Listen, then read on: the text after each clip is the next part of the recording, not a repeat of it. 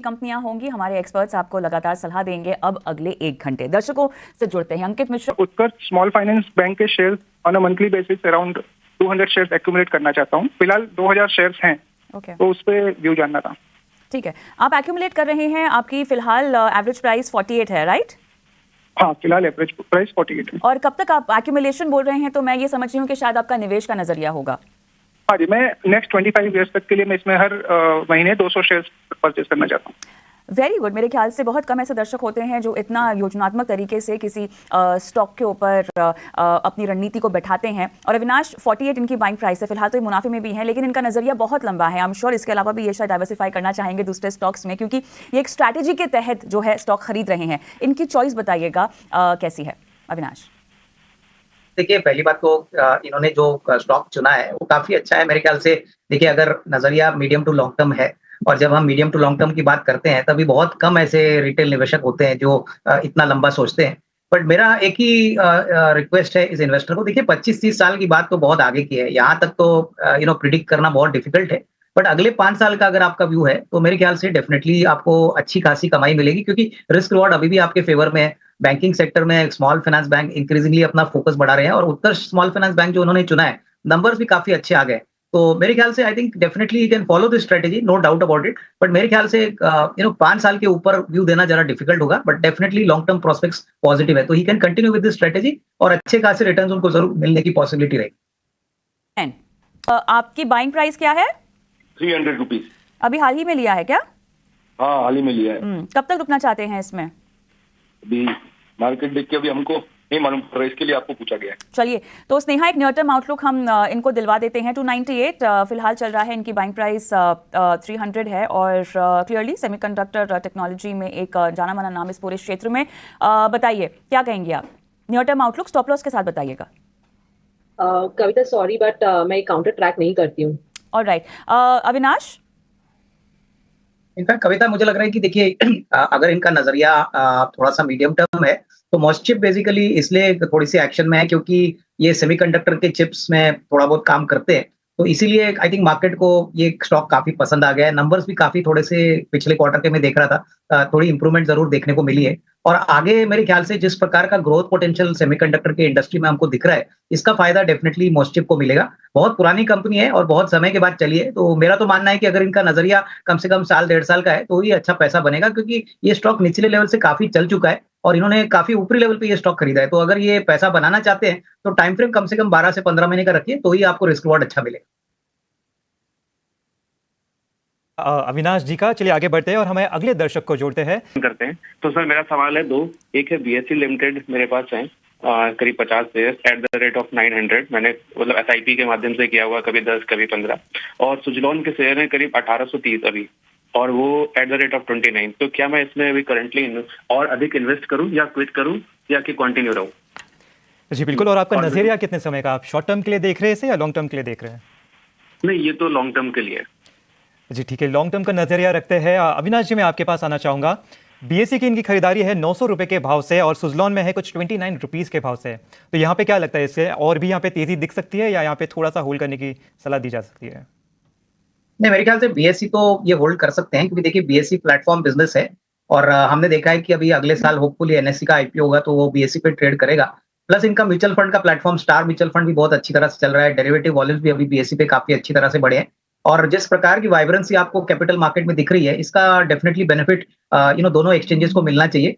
मेरे ख्याल से अगर नजरिया 1.5-2 साल का है तो यहाँ से भी अच्छा खासा मुनाफा होगा, और प्लस इनकी क्वांटिटी बहुत छोटी है, 50 शेयर है, तो मेरे ख्याल से इनको होल्ड करना चाहिए। रही बात सुजलॉन की, तो देखिए मुझे लगता है कि इन्होंने ऑलरेडी काफी अच्छा गेन ऑलरेडी बनाया। 28 रुपए का शेयर इनका करीबन 53-54 चल रहा है, तो थोड़ा सा मुनाफा वसूल कर ले, और मेरे ख्याल से बाकी की क्वांटिटी होल्ड करे, अपना कैपिटल निकाले, और बैलेंस क्वांटिटी जो बनेगी वो मेरे ख्याल से ऑलमोस्ट फ्री ऑफ कॉस्ट आएगी।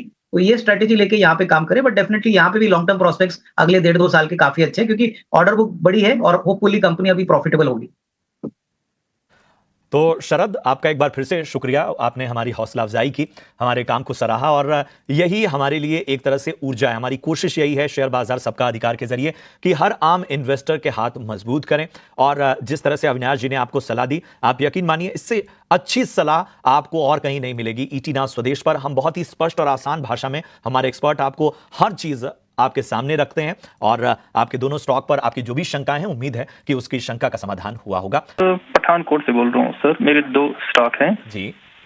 मेरा पहला स्टॉक है सर भारती एयरटेल है, वो जो उस दिन हाई पे गया था तो मेरा खरीदे 1500, मैं लॉन्ग टर्म होल्डर हूँ। और दूसरा है अवंती फीड सर, ठीक है, और वो मैंने लिया है 640 पे 200 शेयर सर। ठीक है, दोनों ही स्टॉक जो हैं आपने ऊपरी स्तरों पर लिए हैं, लेकिन अच्छी चीज ये है कि आप लॉन्ग टर्म इन्वेस्टर हैं। चूंकि लंबी अवधि का नजरिया, तो मुझे एक बार फिर अविनाश जी आपके पास ही आना पड़ेगा।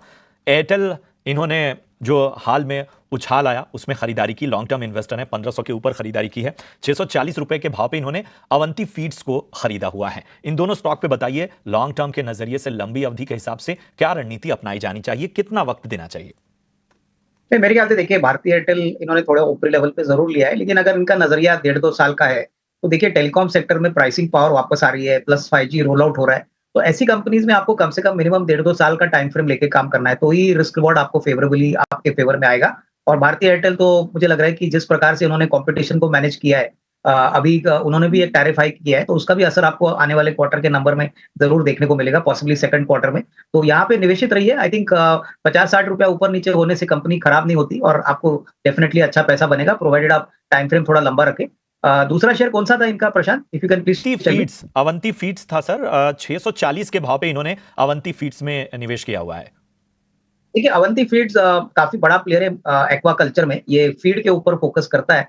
और इसकी सबसे बड़ी खासियत जो मुझे लगती है वो ये है कि ये बिल्कुल कर्जा मुक्त कंपनी है, काफी अच्छे मार्जिन है और उनका मेन मार्केट यूएस मार्केट है, और जो अभी काफी हद तक टर्न अराउंड हो चुका है और अभी डिमांड वापस बढ़ रही है। तो ज्यादातर एक्सपोर्ट ओरिएंटेड बिजनेस है। मेरे ख्याल से आने वाले बजट में भी हो सकता है कि फूड प्रोसेसिंग को लेके, एक्वाकल्चर को लेके कुछ अच्छे अनाउंसमेंट्स आए। तो मेरे ख्याल से यहाँ पे भी कम से कम 12 से 15 महीने का व्यू रखिए, अच्छी खासी कमाई होगी। थोड़ा सा टाइम फ्रेम यहाँ पे निवेशित रहना काफी जरूरी।